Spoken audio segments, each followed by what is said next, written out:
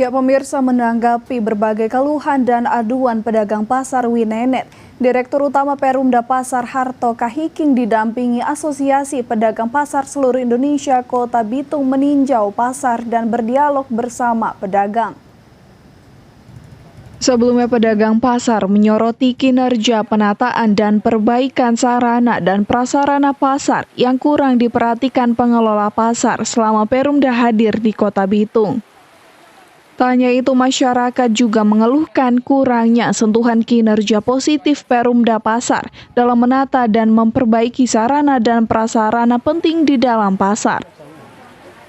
Melihat hal tersebut, Direktur Perumda Pasar akhirnya mendatangi pedagang pasar dan berdialog bersama, dan juga mengecek situasi kondisi pasar Winenet.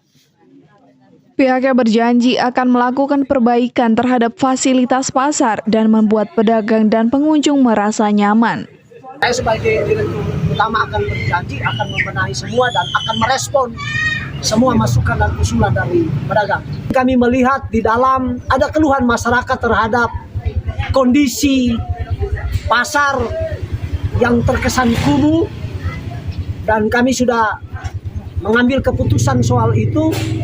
Dalam waktu dekat itu akan dibenahi soal jalan yang becek dan yang tidak teratur. Pedagang dan masyarakat mengapresiasi serta mendukung rencana perbaikan pasar Winenet. Mereka berharap Perumda Pasar Bitung secepatnya bisa direalisasi guna melihat situasi cuaca yang sudah masuk musim penghujan.